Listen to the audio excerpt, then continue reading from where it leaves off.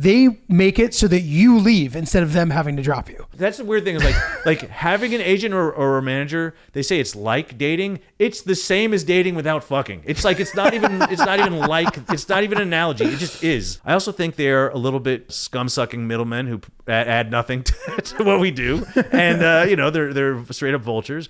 I think what there needs to be, but I mean, sign me. I'd love to work with you. But I did not have sexual relations with that woman. Yes or no? Did you ever take banned substances to enhance your cycling performance? Yes. I had no prior knowledge of the planned assault on Nancy Kerrigan. I am deeply sorry for my irresponsible and selfish behavior I engaged in. Guys, welcome back. Oops, the podcast. Giulio Gallerati, joined by Ryan Lynch, as always. Hey, everybody. Today we have a very special guest. This guy, one of my favorite comics. I mean that. I can prove it too. I would intend to dive into that a bit. Very, very funny guy. OG in comedy. Louis Katz. His new special, Present Tense, is out on YouTube now. The thumbnail says the best comedian you've never heard of. Yes. That's the one, in case you come upon it. It's really fucking funny. We watched it earlier today. We enjoyed it. Really good. Thank you. Thank you. Really good shit. First and foremost, what I'd like to say is it was a very unique take on the celebrity endorsement intro. Because comedians want people to see that good comedians endorse them. So it starts out as like a traditional endorsement, but then it turns into this like very brutal surveil as to why you aren't more famous. Yes, yeah, it's a roasting, and some of the roasts cut deep. It's the ones. There's ones that you tell the joke around, and then Maron went to the heart of me. Mark Maron's on there, and he's hilariously mean. I loved how mean he was. It was like really, really great. Like, and it seemed like he was being sincerely mean. Yeah. He's like, man, that guy. He did. That's exactly the kind of stuff I wanted. Yeah. But yeah, you know what inspired that actually was I don't know if you remember this. You might be too young for it, but when Eminem came out, to I guess kind of just smooth over that he was this white rapper, MTV just ran this thing of all these other rappers saying like, "Oh, this guy's amazing. This guy's so good." Like it was like a weird infomercial for Eminem, and I've always thought that was so cool. Interesting. And that's the reason. That's one of the inspirations for the whole thing. Very cool. Except I did the opposite, where he's funny, but what the fuck is his problem? Well, dude, to me, it's like the way to do that. It was like a really clever way to do it because like I understand, like especially. It makes everybody happy because you do what you have to do to try to get shit popping for yourself. Yeah. Even if other comedians are going to like roll their eyes about it, you're like, whatever, I got to do what I got to do. Yeah. So let's say you just had them saying good shit. Like, obviously that's great, whatever. But like, how fucking funny is it to have them all just completely shit on you? Yeah, right. I think it's really great. I thought it's like, yeah, it's like that brings the ego up. Like, who's this guy think he is? And yeah. Because anyone can get someone to say, yeah, he's great. Yeah. Like, yeah, but to get them to say he's great, but he's got some problems. That's it makes the whole thing seem more sincere. Even, yes. It reminds me of like when comics become like comedy teachers or whatever, and they'll get like their biggest comedian friend to be like, this guy knows joke writing. Yes. Or something. Yeah. I'm like, it's like in the same vein as that. I never ever went to a joke writing class, but you should. Yeah, exactly. Here's why you should pay to do that. But there's like, huge comics on there on this like montage, which is like Ali Wong, Dave Attell, Mark Maron. I mean, just to name a few. And Nate Bargatze. Yeah. Literally just hosted SNL. Yeah. So yeah, interesting. And yeah, dude, really sick. Congratulations. Thank you. Thanks. I'm really happy with it. And the cool thing is that it's getting all these like, you think you put something on YouTube, everyone's like, don't read the comments, they're going to be horrible. Every few is horrible, but most of them are so nice. People really are way into it. They're really feeling it. And that's just like, it's just amazing to put something out and really get that reaction. Like, wow, it worked. Like there's like some of it, like I wrote this ending that kind of ties it up that I don't want to give away so people can see it. But I wrote that the week of. I was like, I don't know if this is going to work. And people are responding to it. And that feels great. Dude, I got the chills watching it, dude. Oh, that's awesome. Yeah, it was nice. And I know exactly what you're talking about. And I hope that you just know that this is proof that I actually watched the special. Yeah, it is. Yeah, it is proof. Hey, that's cool. Yeah, dude, because the amount of times where people tell me they've watched my shit and I start to realize they haven't. And I will never call them out. And I appreciate that they were being nice. But like, they'll be like, oh yeah, like that was sick how you did that. And then I'll tell a story about it and they'll be like, that happened? And I'm like, you'd know that if you watched it. You know what I mean? That's why I always say, I watched the beginning. I'm honest. I watched the first 15 minutes, which is most likely the most I watch usually. So thank you for watching the whole thing. Yeah, yeah. I know it's dedication to watch a full special these days, and Absolutely. I appreciate it. Thank you. Dude, we were watching it and cracking up. Not surprised. We've been around doing comedy together sort of forever. I mean, I know you had been around before I was, and I remember, doing some of these clubs where I finally got a hosting opportunity, and you were already like working and like killing. And we're like, geez, I was like, you set a pretty high bar, especially at some of these like shitty comedy clubs. I don't need to name which ones they are, but like it can be hard to go into a place like that and do like good, clever material and still kill. Yeah. Because that was like the alt scene was really big there, and then there'd be like alt comics who'd come in there and just eat shit. Yes.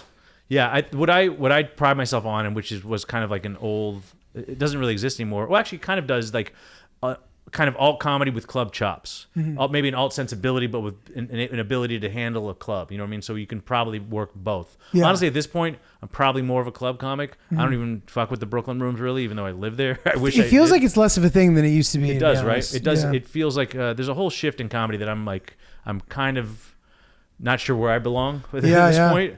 But I would say that it is. I like it used to. The first alt comics were comics that came up in comedy clubs because there was no other thing, like Patton Oswalt or Maria Bamford or Mark Maron. Like Maron, like for his like artsy and his storytelling is and not joke having it is like he knows how to work a comedy club. I mean, he's working those jokes out at the Comedy Store in LA. You know what I mean? He knows what he's doing. But yeah, man, it was like we work these clubs here that are not the best clubs, and it's hard to go up there because you're honestly the crowd isn't the best, and the other comics that you're following are not the best either, and that combination makes it like, man, it's just people that were probably they're dumb enough that they ended up there. and then watching and feeling like they get ripped off because the comics who ended up working there are bad, and so everyone's unhappy. The comics are unhappy. The people are unhappy, and those were rough times, man. But but even when this is an interesting thing too to add to that. Even when the crowd is good, okay, like sometimes, like you said, they're the people who got swindled into going to this place, right? Yeah. So therefore, let's just say maybe they don't have amazing taste. Yeah. Maybe they do, maybe they don't, whatever. Let's just say they don't. So now I'm seeing people kill with shit that sucks. And it's making me be worse at comedy. Yes, exactly. Yeah. So I begin my comedy career doing shit that my instincts weren't to do. I'm now doing it. And now when I go to a better place, I'm bombing. And I don't understand why. That's an interesting shift. Dude, it's so hard to get your compass. Honestly, for me, it's hard because sometimes I'll say things like, I don't think this is going to work. And then it kills. And it becomes like one of my best jokes. Yeah. I'm like, this? Yeah. Really this? And then the thing that I love like doesn't work. And I feel lost. Like I don't even know do I know what's funny anymore? But it is true that like you watch things. If you're in a bad place where bad comedy works, that's what comedy is to you. And then you adapt to it. And that's why it's so important to work as many different rooms as possible, Yeah, agreed. And you mentioned in the special too, where you're like, and I don't think I'm giving anything away here. If you want us to cut it, we can. Okay. But you mentioned something about how you want to get better in comedy, and in order to do that, you need good dates or whatever. But it is true. Yeah, and it's weird. Even I just thought like, I want to be headlining more clubs. Well, I'm headlining these clubs, but because I'm not that much of a draw right now, I mean, maybe things have changed by the time this podcast comes out. Yeah, it's looking like it, man. I mean, it's only been out a few days. You're over 100K already. Yeah, it's looking good. Yeah. Is it doing better than you had hoped? Like, where is it as far as your expectations? I mean, well, one thing I've learned in this business is not to have too much hope. Yeah, you got to temper that hope. Yeah, but here's a weird thing that I said going into this that is I'm kind of amazed that it's coming true. Anything I thought would pop has popped. It just hasn't popped in a way that I haven't done it enough in a row for things to gain an audience. But honestly, like my Archduke video that I made back in the day. Can't wait to talk about that. Yes, a Brazilian rap video that I made back in the day. Like I thought it would go viral, went viral. I made a sketch. I made a parody of a Japanese commercial for Bukkake brand milk that also went viral. I thought it would go viral. It went viral. I thought, on my first album, there's a bit about a hippie roommate, which I'm like, this is my best thing. There's comments on the special now, 10 years later, where people are quoting that bit specifically. So I'm like, I knew it. And then my This Is Not Happening, which I I was like, I think this is going to be a thing. It is. People Millions of still come views. up to me and talk about it. So I'm not saying when I make something that I feel is going to pop, it does to some extent. Yeah. Not to the extent that I'm selling out theaters, Right. but people respond to it. I would say, Right. So Right. that's that, and it feels good to be vindicated. Like, oh, it's true. Totally. Yeah. We've entered a new time. You seem to be, shifting into it gracefully. So, the special's ripping. That's exciting, dude. Yeah. Very cool. I think going into the cold months, we need to do a fitness and nutrition episode that is geared at keeping yourself in shape, getting in better shape, both for a younger person and a person like me, who's, as Hillary would say, approaching his late 30s. That's very nice. Because it gets harder and harder as time goes on. But I know that I'm very committed to at least maintaining my level of fitness. And my new fitness goal, dude, is just to look good in clothes. Mm-hmm. That's a good goal. If we can get past that, whatever. But I don't want to be some sort of bodybuilding champion at this point. You know what I mean? I'm fine with the way I am. I just want to look good in clothes. And from there, we'll see. But either way, it's important to stay in shape to some degree. And I've been hearing people say that strength training is the fountain of youth. Resistance training will keep you younger and healthier. And so I'm very committed to that. And that's why I have really loved using the Fitbod app. Mm-hmm. Dude, what a great fitness tool. I need it. I really need it. I need it. Because if I don't plan my workout before, I'm not like good enough at planning workouts to plan things that are going to challenge me. Mm-hmm. I like to do the exercises I'm comfortable with. Fitbod, very quickly, you tell it what you have access to, which muscles you want to work or whatever, and it will immediately make a plan for you. And if there are any exercises in there you are like, I hate doing those, you can swap it out for a different exercise immediately. Then directly after or while you're doing it, you can say how difficult that exercise was. You can adjust the reps or the weight like in real time. Or if you don't, you can comment on how difficult or easy that workout was. And Fitbod learns every time you do it to make your workouts better and better and more efficient. Because I don't know about you, when I just go to the gym to work out and do a lift, I end up doing a lot of nothing. Mm-hmm. Thinking about what to do next. Suddenly I'm taking too long of breaks in between exercises and I'm not getting my heart rate up, and suddenly I'm not doing all the work. And I know how expensive a personal trainer is. This is like an affordable personal trainer. It rocks. And we at Oops the Podcast highly recommend you get in there and try it. So it's never been easier to get the results you've always wanted. Check out Fitbod. Get 25% off of your subscription at fitbod.me/oops. It's already pretty affordable to begin with, so this is a solid discount as well. That's fitbod.me/oops. Your first album, I'm a big fan of it. It was one of the first 3 comedy albums I ever bought in my life. Wow, what were they? One of them was yours. They're the Kurt Metzger. Nice. Third, Tom McCaffrey. Oh, nice. Cool. Yeah. Wow. 3 sweet albums.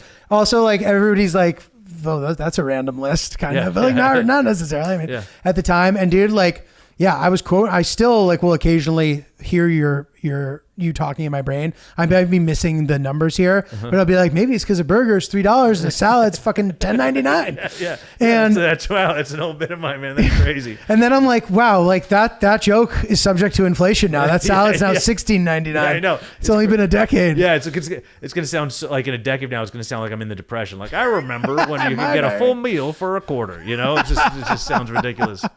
But comedy doesn't age well. But at least people will. Maybe I'll add it in for inflation. I'll like dub it in now. Yeah, totally. Fuck it, whatever. Yeah. 16. But yeah, man, I was very happy with that album, and yeah, people respond to it. You know, it's cool. But Do you still make money off it? Yeah, actually, it's weird. I wasn't for a while, and now I started making money again. I've heard there's all sorts of weird stuff in comedy albums right now with lawsuits and stuff like that. I don't know if you know about this. No. There's weird lawsuits going on. Some people were not paying right. There's also a movement to get comedians. Songs have writer credit and artist credit, and there's been this movement to say, why don't comedians get that as well? So what does comedians just get? Comedians it's spoken word, so it's just one. It's just you're the person who produced it and the person who made it. Okay. Instead of there being a writer and an artist, you know what I mean? So it should be double. There's a big lawsuit about it right now. eventually in the future, if they win the lawsuit, it could mean a lot of money for me. But right now, it means I'm making a lot less money, and it fucking sucks. So there's some drama around that. But yeah, I do still make that money off my albums, which is strange and great, you know. And I gotta put this new special out. There'll also be an album version of that at some point. Yeah. Sick. Yeah. Awesome, man. Very cool. Yeah. So like, I always wonder about this kind of thing too, dude. It's like, you've been out here, you know, grinding, like doing your thing. I always am like wondering about the ups and downs of like a career or whatever, like yours. Cause like when and I'm not saying that you had downs or whatever, I'm just curious. The whole special's about how I've had downs. I know, but I'm not like trying to tell you, you know, you've had downs. Yeah. I just, you know, I know how this business works. And I've heard some of the things you've said. So like, for example, when I started comedy, I saw you up there. I have no context. I just think, and there was no podcast talking about comedy yet. So like, I didn't know anything. So I just think any guy who's on that stage, who's booked, is making $500,000 a year. That's what I'm thinking. So, you know, clearly that maybe is not the case. I think you had a half-hour special already at that point, though. Yeah, probably, yeah. Right so around then, yeah. You came out of the gate kind of like swinging. Yeah, I did. I came out, I kind of, my career was pretty much like on a upward trajectory for about like 15 years straight. And then I kind of like plateaued, and there's a lot of up and downs. And I think that kind of, I mean, honestly, the only thing that's constant in this industry is that there's no consistency. So you kind of adjust to that, and you start to know. That's why I said I temper hope with anything. You know what I mean? I know it could go up, it could go down. I think it's really hard on people actually who only have an upward trajectory, who never have any dips right in the beginning, and once they hit a dip, it like fucks them up because they couldn't even fathom it. You know what I mean? And even my upward trajectory wasn't like as big as people are now, or some people that really, but it was solid, you know, smoothly getting better all the time. I mean, like the first few years was like crazy, not crazy quick, but somewhat quick. I did New Faces 4 years in. I got an agent right from that. Right. I was on Fallon right after that. I'm featuring on the road. This is all like 4 years in. And how old are you?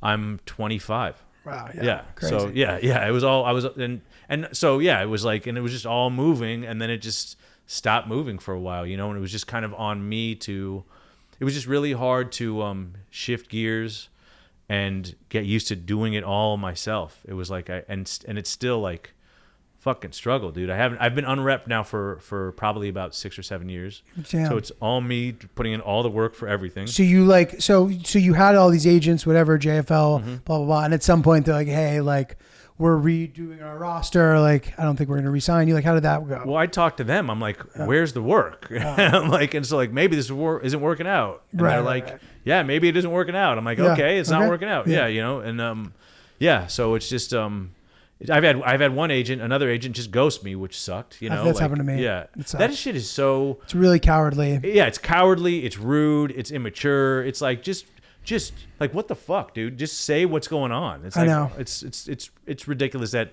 Hollywood still works that way I think almost as the standard. Yeah. Like a lot of them that's just how they do it, you know? Bye. But there's also a freedom to not having reps, because a lot of time you spend having an agent, in my experience, is like being pissed. Like, what are they doing? Totally. Are they doing anything? Totally. And now I know what's getting done and not getting done. If I'm not getting gigs, it's true. I put out the asks, they didn't respond. Yeah. I know at least the ask went out there, you know? Yeah. Agreed. So not knowing what's happening can be frustrating. For me, it adds a lot of anxiety. So there's more, but like the degree to which, especially now where it's like the social media is such a full-time job and all those things, and like I have people helping with that, but it's still like, one of the goals with this would be to get a little bit of help, hopefully, from the specialist. Like, geez, I just would like, it would be nice if someone has at least handled the fucking booking. Yeah. Like it's that, just have one less thing on my plate, you know? Yeah. But totally. But also I'm a little like, I'm still bitter. I'd be a little bitter about it. Like, oh, now you want the percentage? Now that I've built up this fucking business, you know what I mean? Totally. It's going to kill me a little bit. I do a lot of self-coaching to try to talk myself through those feelings. Cause like, I'll be like, okay, like if I'm ever like agents, if I ever have frustrations with agents, generally speaking, I'll be like, they're a tool. They're not a solution. Ooh, that's good. That's good. Do you like that? That's really good. Thank you. I thought of that. I think it's pretty good. Yeah. Because I'm like, okay, they're not magicians. Okay, like they're trying. They don't want to ruin your life. Like they are trying. So like, let's see if we can like have constructive conversations, not get too frustrated. Because what will happen, and this has happened to me before. It sounds like it happened to you. They make it so that you leave instead of them having to drop you. Oh, like that's the weird thing is like having an agent or a manager. They say it's like dating. It's the same as dating without fucking. It's like it's not even an analogy. It just is. Like think about that, right? I've definitely done that in relationships where I just act kind of shitty and then like eventually they'll break up with me. Like so that's a crazy move. That's totally true. You know, it's so true. But I honestly think, they're a little bit. Scum-sucking middlemen who add nothing to what we do, and they're straight up vultures. I think what there needs to be, but I mean, sign me. I'd love to work with you. But what really is you need these days? You need like a social media manager more than you need a manager or an agent, like a booking agent and a social media manager, and that's it. Maybe a lawyer and a social media manager would be better than a manager and an agent. Right. Right. Like right, because anyone can contact you these days. Totally. Right? And you can grow. If your shit's popping off on social media, like the rest of the stuff kind of backfills. Yeah. It's making them such easy money. Like, yeah. Dude, it's funny. I've been wronged by, agents or whatever, where like they believed in me and then they just like decided, in my opinion, prematurely to give up on me. Who knows what was happening? Maybe they got somebody better. Maybe whatever happened. Not in your opinion. They decided premature. Period. No, not in your opinion. They decided premature. Yeah, fuck yeah, they did, man. Yeah, come on. They decided prematurely to give up, right? And let's say a ghosting situation ensued, or I've had like shitty interactions with other people's people, where and I'll bump into them and like how good they are at like keeping it pleasant. And then I'm like, hey, bro, why didn't you just fucking tell the guy to fuck himself? And instead I'm like, hey man, good to see you too. I know, dude. That's the worst. I'll ice them out, but I feel like a little bitch. Like I just kind of ice them out. Like I'm not talking to you. It's like, what is that? What am I really doing here? Like, is this cool? Am I like, you know what I mean? It's like, yeah, it's been crazy. I've had the agent who ghosted me. We're at a small like exclusive kind of thing. Maybe it was after like something with Nate, so it was like some some weird little club in LA or something. I think it was Nate actually. He's talking to like one of my best friends. He doesn't know that he's my best friend and starts like saying like, I don't know what Louis like lying to him. I'm like, it's gonna come back to me. You know what I mean? Like, and it Wait, did. What was he saying? He was like, just saying like, he was venting I didn't about ghost you? him. I tried to say with him. You know what I mean? And like he told me afterwards, I'm like, that's not true. That's not what happened. Like, you know what I mean? Like, who do you think you're saying this to? Whack, You're saying it to my friends. Then they're gonna believe me and fuck you. You know?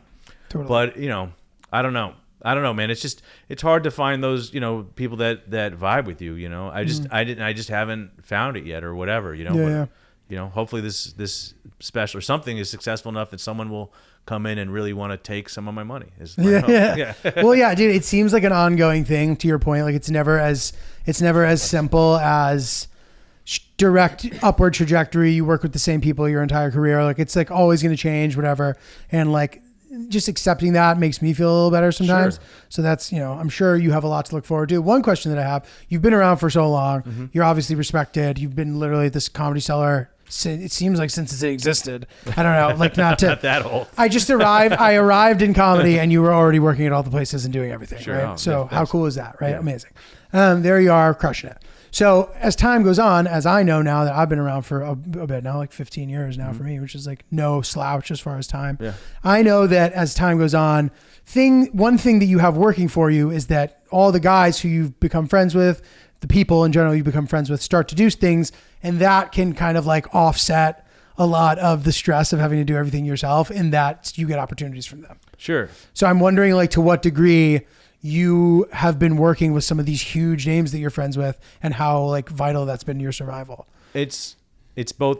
It's on one side, it's been totally vital. It has been vital to my survival. Like I have, I am a headliner on the road. I've been a headliner for a while, but I still supplement that money with featuring for Dave Attell. And Dave Attell's been very good to me, and he keeps me working and keeps me in the money.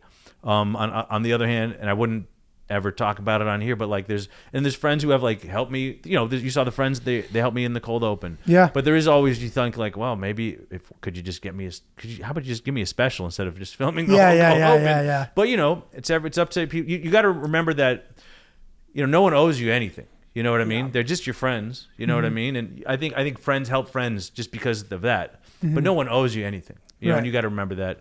But you will get more opportunities in comedy from from your friends than from any manager or agent. Right. So that's like, that's a huge thing, you know? Totally. Yeah. And somebody was explaining this to me the other day. It was actually a bodyguard was explaining this to me. I love how sometimes a guy like that can really like accurately describe something very complicated in just like a little phrase. Yeah. He was describing the phenomenon of a friend helping another friend in a business like this. And it was something like, he's like, as he rises, he reaches down his arm for you. And he's like, I can't carry you the whole way up, but if you jump a little bit, I'll pull you. Yeah. That's pretty good. That is pretty good. So you can't solve your friend's problems. And sometimes like your friend might be a guy who's like hopeless. Yeah, He's going to cause you problems. He's, who knows? Well, you gotta, I mean, it's like a career is kind of like helping someone who's an addict or something like that. It's like you have to want it. You know what I mean? You can't make someone want something more. Right. You can't make someone want to be clean more. You can't make someone want to be successful more.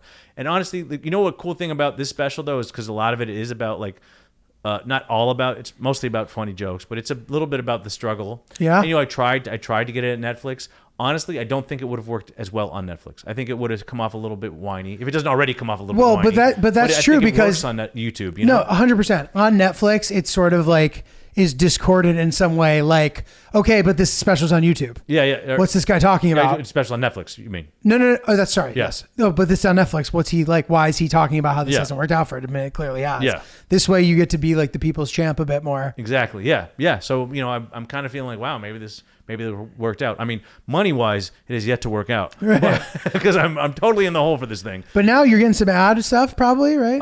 You know what? I am just going to keep it without... at first, I wasn't able to monetize it. I didn't have enough views. And I've now, in 2.5 days, I got enough views to monetize.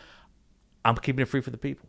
I like it. I just want to get the views, man. I don't want anything get in the way of those views. I hear you. And maybe once I hit, if and when I hit 1 million, I'm not trying to jinx it, but if I hit some kind of number like that, then I can monetize it because then it's like I got the number I wanted to get, and everything else is just icing. But like until I'm up there, I just want it to keep growing. Yeah. We'll see if it.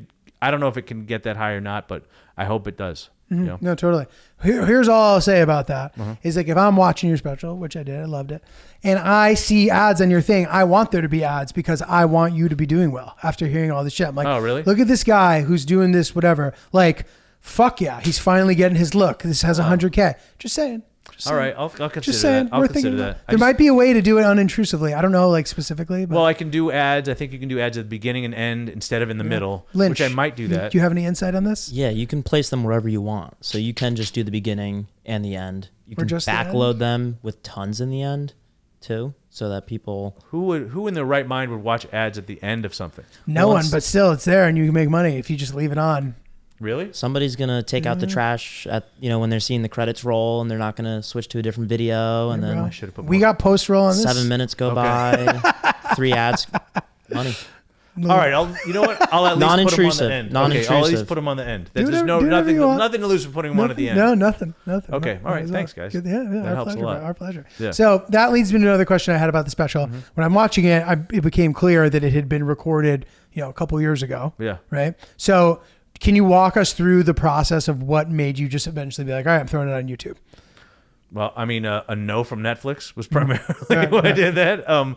But I always knew I would do it on YouTube.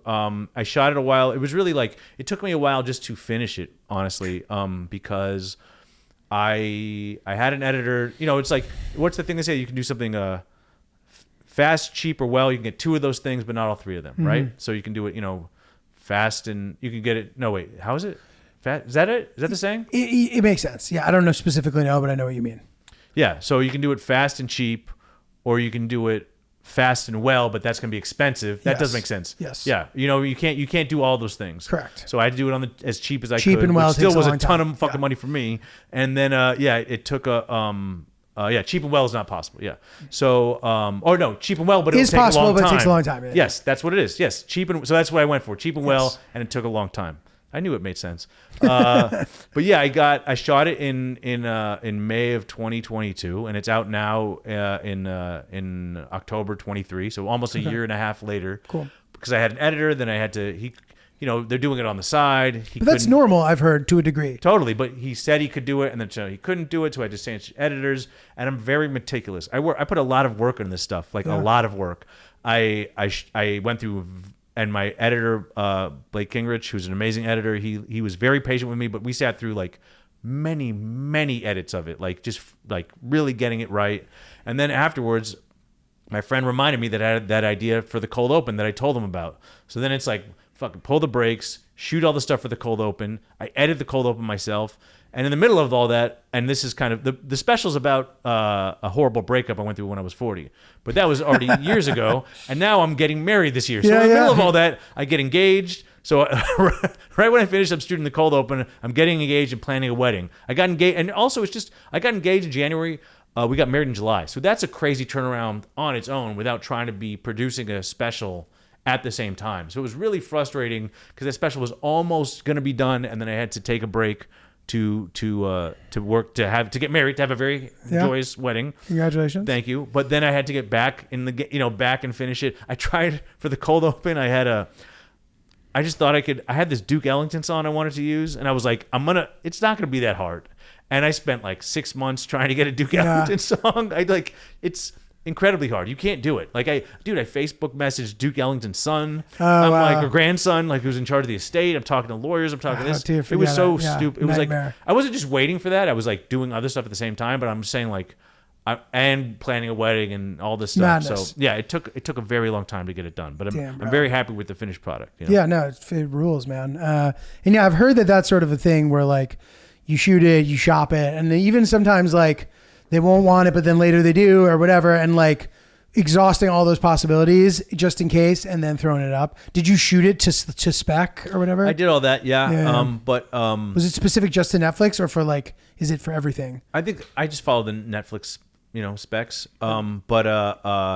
I've heard people say they just wait around, like they take them 6 months to get a no, which sounds horrific. It's so fucked up. Yeah. And so I was like, I'll be honest, a month in, I had to do email. So I was just like, hey, I was going to put this out. Are you guys going to do it? And they're like, no. And I'm like, cool. And that was it. Like, it's like, it's fine with me. Yeah. I'd rather just have a no. I'm just like, I feel like it's so long from now, I mean, like that it's, like I said, I'm in a whole nother section of my life now, happily married all of a sudden, But also the special, I was planning to shoot it in 2020. Yeah. Which is when all that breakup shit happened. And then, or the year before. And then, that got put off. So it's like, it takes a long time to put it out. But the cool thing is I have close to another. I'm not touring with any of the same material. I'm touring with all different material. Perfect. I don't know if it's ready to be put out yet, but you go see me live, it's going to be totally different. Yeah. And that's, that's essential. And, hopefully if everything goes the way you want it to, I'm sure you'll be on the road a ton. And rock and roll, Guys, if you're looking for new THC and CBD products, we highly recommend checking out our new partner, Diet Smoke. They have all of the different products for the various level of sort of tolerance that you might have. They have Delta 8 and Delta 9 products, which are a little bit more mild than just the straight up THC stuff. They have CBD stuff. I love the sleep gummies personally. I think that they're wonderful and nice and mellow and give me exactly what I need because I don't like getting too high. The grape sleep gummies are delicious. They also have stuff that's a little stronger if you want it. The fireworks are 125 milligrams of THC. And they have all sorts of stuff, man. So we highly recommend you guys going over to Diet Smoke and checking it out today. Don't settle for less. Join the Diet Smoke community and discover the buzz for you. Visit dietsmoke.com today. Use the code OOPS for 50% off of any item. What was that? 50. Wow. And enjoy your journey to cannabis bliss. I'm really enjoying it. I know Lynch is. We think you will too. Diet Smoke, your partner in finding the perfect THC products. Okay, we need to pivot before I forget to and before we run out of time because I need to talk about Archduke. All right, let's talk about it. Dude, this is the most impressive comedic feat maybe of all time. I've been saying it to you for years. He has a full-on Brazilian Portuguese speaking rap. I don't even know the genre. It seems like a Brazilian genre. Baile funk. There you go. Baile funk. It is fucking funny. It is insane. And we got to put the link to it here so you guys can watch it. It's preposterous and hilarious. Yeah, it's pretty ridiculous. It's amazing, dude. it's a crazy story. I had a weekend. So I spent a year studying abroad in Brazil. And then where'd you go to undergrad? I went to UC Berkeley. Cool. So I spent a year studying abroad, my junior year abroad in Brazil. I had a girlfriend there. We had this long distance relationship for a long time. we finally decided I would show up there to try and get her this fiance visa, and we had 3 days. So on one day I'm in the interview at the consulate trying to get this fiance visa. The next day I shoot the video, and she gets the visa, and I shoot the video, and I come back, and I wrote the song. I shoot the video in Rio, and I wasn't sure what to do about it, and I ended up like, not only was it very popular, but I also like I sold it. The reason it doesn't have as many views because it did blow up at the time, and now it has less now because it's moved to YouTube. It actually blew up on this channel called Super Deluxe, which they remade recently, but back then it was YouTube had just come out. This is how long ago it was. This is like 2007, and people were like not sure what it meant. And Super Deluxe was an offshoot of Cartoon Network, where they're like, maybe what it means is we got to give people a ton of money and they can make content, higher quality content, which apparently is not the way to do it. I mean, like, I think Maria Bamford bought a house from this money. You know what I mean? Yeah. And I probably should have, but I'm going to show them that I spent the money like an idiot. You know what I mean? I wanted to be on film, you know? But the Arts Do thing I made on my own without knowing that this existed. It's crazy. And my agents at the time, I had agents, and they showed them these tapes, and I got a 6-figure deal off this Ballet Funk video I they didn't shot know in that. one That's day. Yes. Oh, you didn't know that part? Yes. No. What Yes. the fuck? I got a good for you. 6-figure deal. You deserve it. Not a native Portuguese speaker, by the No. way. You would never know it because it sounds perfectly true to form. It's hilarious, and yeah, dude, I'm really happy that exists. Yeah. There's a sequel. There's two weird Ballet Funk videos where I play a time traveling pimp wearing a gold diaper and a powdered wig. So if that sounds like your thing, which why isn't it your thing if it's not? You know, It needs to be your thing, dude. I showed Lynch today. I showed Ryan, and we're watching it. And at one point, he's like, "Wait a second, that's him." I'm like, "Yeah, dude." No He's like, idea. "What the fuck?" Super sick. How did you write the songs? Well, I have my Brazilian friend Pedro. He's referenced in different things. He actually referenced in Shang Wang's Sick. Presents special. You guys are good friends, you and Shane. Yeah. Shang's like one of my best friends in the world. Yeah, I love him. Pedro is and he's also one of my best friends. Pedro's referenced in there. He knows all the when comedians come through Portland, a lot of them that know if they know me, they also hang out with Pedro. Like Tell knows Pedro by now because when I'm in town, Pedro's around. Nice. And so Pedro and I wrote the lyrics together. Nice. So I did have the help of a native speaker for sure. Nice. That's Yeah. sick. How long did it take to memorize that? I recorded the song. It's playing on a boombox, and I'm rapping live in the thing. So, but by the time I've recorded it in the studio, I know it enough because I've done it enough times. You know, Yeah. I mean, Good to still go. sometimes I think I still have most of it memorized in my. It lives in my head. It's a Portuguese rap song that I wrote. You know, Totally. And I mean, That's like, insane. I've never done it in another like language. When I really like a song, it doesn't matter what languages it's in. I can learn it typically. Cool. It's not like it's a useless skill. The only reason I'm saying that is because he actually speaks Portuguese. Yeah. Yes. So like Yeah. that makes it easier. Like it Yeah. would be one thing if somebody was like, all right, if I was like, write me a song in another language, I could 100% do it. But if you know what you're saying, it's like 10 times Yes, easier. it is easier. Yeah, I do know. I do know how to do it. Yeah, and also the what's his name? I kind of semi stole the chorus from Mike Jones. Oh, hilarious. Yeah. Interesting. I go Archduke, oh Capitan, so campeão, Oh, Giselle yeah. down, and that's Back then, hoes they didn't know me. Now I'm hot, I was all on me. Yeah, I say that was it. Yeah, That's a banger. Yeah. don't sue me, Mike Jones, please. It's just the cadence, dude. Just the cadence, bro. That's super cool, man. So you were like interested in Portuguese and like you were studying it, and then I just I wanted to study somewhere abroad. I never really traveled out of the country. I went to Mexico once with my family, Canada, but I'd never really been overseas. I go to Israel for a summer, as like Jews are wont to do in like my senior year of high school or something, and I'm just like, this is crazy. Like, just I thought being in a different country was like kind of mind blowing. So sick. Like yeah. it just I mean shit. I forgot who I'm talking to. Yeah.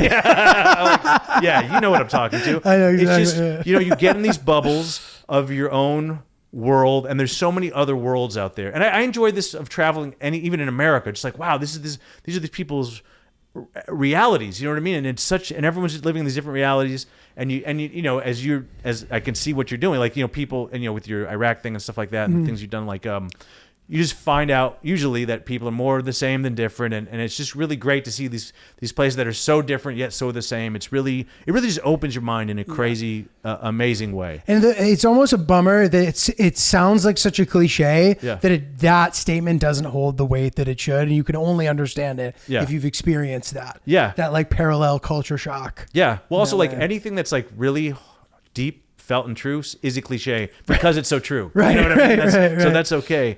But yeah, so I decided to go abroad, and people that I knew, people usually study abroad in England because they speak English, or all the Jewish people knew studied abroad in Israel. And I'm like, I want to go to places I don't know anything about. I just want to go to what, like in my ignorant mind, seemed exotic. So I was thinking it was either India or Brazil, and I thought Brazil sounded crazy. It's got a Z in it. I'm just like, what is it? What is it? I had no idea anything about it. I'm getting high with my friend who's a Brazilian American, and Pedro. No, I didn't. I met Pedro on the trip. Okay. Pedro ended up marrying a lady who was on the trip with me. One of the people I was there with, an American, and that's why he lives in Portland now. No, that's they're divorced, crazy. but we still got Pedro. Yay! That's right. Love it. Yeah. So and then I was getting high with my Brazilian American friend, and I decided Brazil, and then I decided to go for a full year. And man, it was cool. I was like, I'd never been able to speak a language before. I'd like studied Spanish in high school. I was so bad at it. You just went in completely cold when you got there. Dude, I was. And people don't speak English there, really, right? What? No, they don't. They don't yeah. speak English. And I was the worst when we got there, especially because it's through the UC program, so it's all California people. So there's like a lot of like Latino people who like can like fake it with Spanish. Yeah. So they're all like have no problem. I'm like, I don't speak any of this shit. I'm not gonna. And then I got that girlfriend, I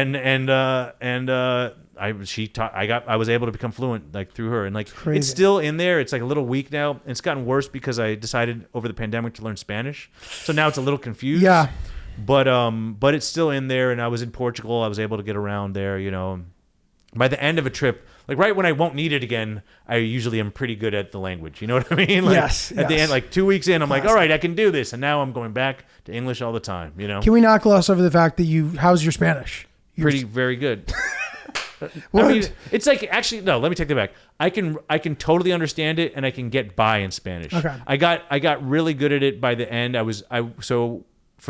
During the pandemic, my girlfriend at the time, now wife, we went to I talked to you about this. We went to Tulum for a while. Oh yes, you did. Yes, and it was funny. We went there because we were scared of the pandemic, and apparently everyone who was there was like people who weren't scared at all of COVID. They were like all hanging out, they're partying together. I'm like, that's not why we're here, But I was just there taking Spanish. She was working remotely, and I was taking Spanish classes, and I would just sit there. Wow. And the thing that's hard about it is that Spanish teachers, well, first of all, there's certain tricks you got to learn there's a certain way you should learn it if you already speak Portuguese, which I didn't realize that till afterwards. And then second of all, it's like I think when you learn a language, the first thing you get is the ear. You can understand a lot more than you can speak. Totally. Right? That's how I am with Italian. Yeah. And so I'm sitting there listening to them, and I can understand everything they're saying, but they need to let me speak more because you know what I mean? Because that's what the struggle was. That is a big next step. Yeah. It's understanding is not speaking. Yeah. So, but towards the end, I could definitely speak. But what's interesting is that I had my teacher every day. I'd speak with him in Spanish and stuff like that. But then he took us on a little tour, and I brought my girlfriend, and then he heard me speak. And because everyone on the tour was another couple too, and so we all spoke English because that was like the common denominator. And he was a trip to him to hear me speak English, American English, because he thought I was Brazilian. Like in his head, I spoke English that's crazy. like a Brazilian. Oh, interesting. And he's like, whoa, because I talk Spanish like a Brazilian. I speak Spanish like a Brazilian, which is weird, right? Interesting. Yeah. I have a Brazilian accent. Like I'm always acting like a little oohs and ahs where they don't belong. Yeah. Dude, crazy, bro. Yeah. So 2 follow-up questions about Brazil. So I don't know if you told me this, but like this is something that stuck with me. And I think you did tell me this. It's pretty funny. You're like, dude. What did I say? You're like, people are so sexual over there. You're like, you could be at a bar and you like lock eyes with somebody across the bar, and you could just go up and you guys might just be making out. Yeah. Before you even talk to each other. That is true. There's vibes. Did you tell me that? I think so. Yeah. That's That sick, sounds about right. Yeah. It doesn't mean they're sluts. It just means like making out in public is like a first flirt. Is like that's what you do. Yeah. Doesn't mean they're gonna fuck you, but you're definitely gonna make out right there. They're totally like. There's a few things that I learned that are kind of stuck with me. Like there's no like public display of affection problem. Like they're just like, Yeah, they don't care about that. And then also they're not like, nudity is like not an issue. Like everyone's got a got a thong. Granted, a lot of them are in shape, but a lot of them fucking aren't. And they're still in a Speedo, they're still in a thong, and they're like on the beach and they don't give a fuck. And so both those things kind of stuck with me. Also, I'm not like, I know that when it's super hot out, you wear sandals. There's no sandal shame. There's a lot of sandal shame here in New York. You know what I mean? People don't like you wearing, and it is, I mean, I don't know. Is it really grosser here than Rio de Janeiro? I don't think so necessarily. Not. You know, probably not. You know, it's just it got me used to sandals and those two things. You know, it just kind of stuck with me. You know, interesting. There was like definitely an LA vibe. I was there for like a few days, like a few years back. Yeah. And the amount of people just like using public infrastructure to work out was yeah, pretty yeah, funny. yeah. Like doing dips on a Yeah. ledge, like you know the Muscle Beach vibes, like in LA. Oh yeah. It's weird how beach culture is like. It's beach culture is the same everywhere except you ever been to a beach place where they're upset, where they're like angry, like like in a bad mood. You mean? I feel like there's a beach like vibe is like kind of international. You go to somewhere where there's a beach culture, they're a little more laid back. They're usually kind of happy. It's just kind of a good feel. There's this place in Florida called St. Marcos Island or Marcos Island. There used to be a gig there. The people there are so fucking unhappy. They're all angry. I think apparently what happened is I think they got all screwed by real estate. Like their stuff isn't worth anything now.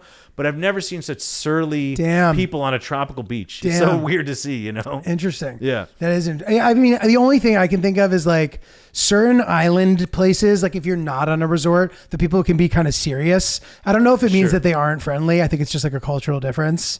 Well, I think in Hawaii a lot of times they're like, why the fuck they don't like you? They're a little mad at you, you know, like they're just still mad about the whole colonization thing, which tends to upset people. That seems to be like catching steam again. Yeah. I'm hearing a lot of the occupied kingdom of Hawaii talk. Well, I think it's like you know they make a lot of money from tourism and that's their biggest industry, but it sounds like it's really like a gentrification thing. Like they haven't, and it's like you know. This housing thing isn't. Can we talk serious stuff on here? Is it okay. Like the housing thing is such a big issue everywhere, which for some reason like never comes up in our national elections. It's such a big issue everywhere. But like think about it in Hawaii, where the people there literally have a right to the land. You know what I'm saying? Like, all right, I can't afford to live in New York. It's hard to afford to live in New York for everybody. But like, it's not my native land. You know what I mean? Like Hawaiians should have affordable housing in Hawaii. Like period. And the fact that they don't is kind of it's fucked up. You know what I mean? Like, and that's the root of the issue. I think that's why it's a bigger thing right now. You know, it's like there's that gentrification it's crazy. The gentrification is happening worldwide. It's I've talked to people in weird other countries where it's like this place used to be shitty here. Now it's all expensive. No one can afford to live here. You know, you hear like I don't know if you talk to people about how. You know, Mexico's like Tijuana's getting gentrified. Really? You know? Yeah, dude. Because people can't afford to live in San Diego. Right. So they live in the Americans live in Tijuana and are commuting to San Diego to work. You know, it's like it's so expensive to live everywhere. So people keep moving to cheaper places and driving the prices up there. You know? Right. But yeah, in Hawaii, I think I mean, everyone deserves affordable housing everywhere, in my opinion. But Hawaiians have a right to housing fucking there, and it should be provided for them. You know, I think. Sorry, not to stand on my Hawaii soapbox on your. Dude. I didn't think I was going about Hawaiian rights on this podcast. Louis Katz running for Maui City Council 2024. Dude. Be sure to vote for him. I have one last question. It's kind of a technical question, but I'm just curious about it. When I went to Brazil, the visa was really difficult. Oh. And I don't know if it was like since you were a student, or I don't even know what the deal was back then. If it was not difficult, was it hard to arrange that? No, that was I think that might be since I've been there last, and that's a fuck you to America for making it hard for Brazilians. They've since changed it again. Now it's easy. Now I think it's visa on arrival again, or no visa. But I think they're changing it again, from what I've heard. It's probably when.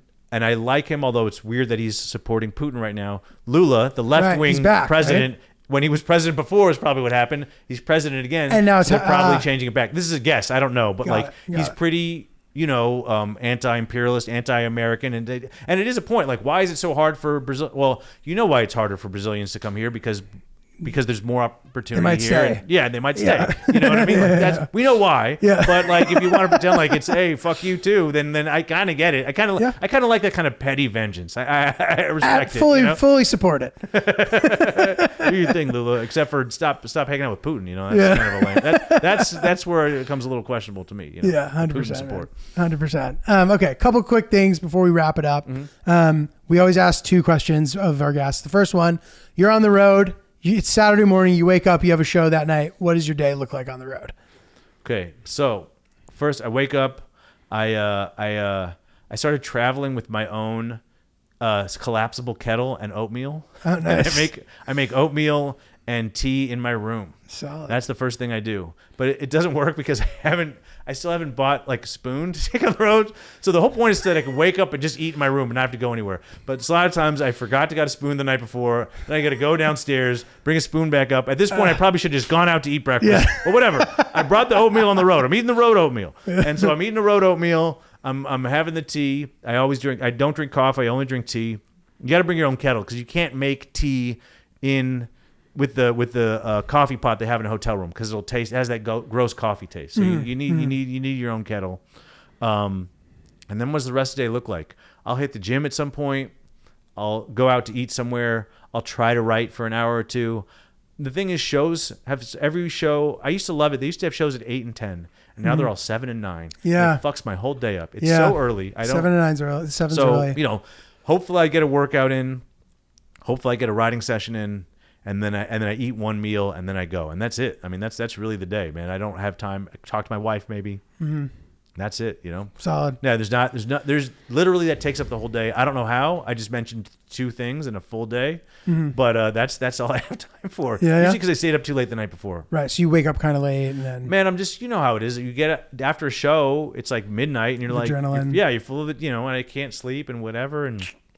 Yeah, so that's all I have time for in a day. You know, and I do like going to the gym and things like that. That helps me out. You know, helps me sleep and all that. So yeah, solid. That's it. Sorry, that wasn't that interesting. No, it's okay. Right, It's been interesting to see just like how consistently not exciting people's days tend to be, but just because we have a very difficult task that evening. Yeah. So you know you don't want to burn yourself out. Well, I will say if it's like a place.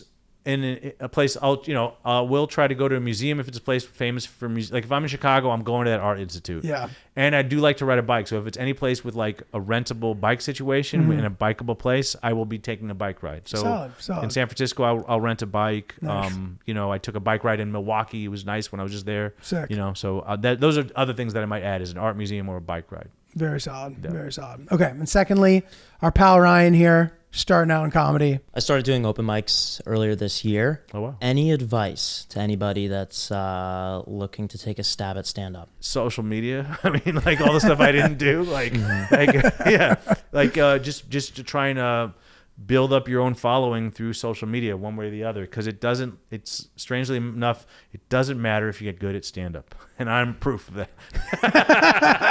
So you can get good at stand-up, but it's like a tree falling in the forest. No one knows unless people have to know that you're good at stand-up. So you need to become good at stand-up while building up a fan base, and maybe you don't do that through stand-up while you're getting good at stand-up. Maybe do it through something else, and or just think about what kind of social media, whether it's little Instagram or TikTok videos or a podcast or whatever. Think about what works for you, and just start doing it along with the stand-up, because by the time the stand-up's good enough to show those people, you'll hopefully have developed a following or something. Or if you just want to wait on that, just think about what you really want to do. I mean, how old are you? 27. So all this shit comes natural to you too, right? You came out the womb making TikTok videos and shit, right? I mean, like, I'm a little bit on the older side to the TikTok game. Jesus, you're older? The older side. Oh my God. That's my opinion, yeah.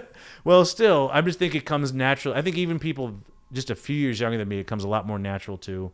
So maybe it's not even for me to say that is like, yeah, we know we've been doing that. I feel like every new comedian I meet has at least like they come out with 60,000 followers. I know, like it's insane. I know. I feel that way too. Even. Yeah. Like there'll be somebody who's like an open micer, like somebody who's like lobbying for me to bring them on the road, and they have like 5 times more followers than me. It's an interesting thing. Yeah. It's crazy. Okay, dude. But yeah, that would be my advice. And as far as stand-up goes, I just say, get on stage as much as possible in as much different rooms as possible. Record all your sets, actually listen to them, and be ready to write down ideas in your phone or in a notebook whenever you get them. And then try and be. It's not just about being funny. It's also about being unique and doing your own thing. And the thing about being unique is just being as much you as possible. Cool. That's pretty good. That's pretty good. And my final thought that I have is, one thing I've always been struck by in this career that I've noticed from people is anytime there's a guy where you're like, how is that guy not bigger? That guy ends up becoming huge.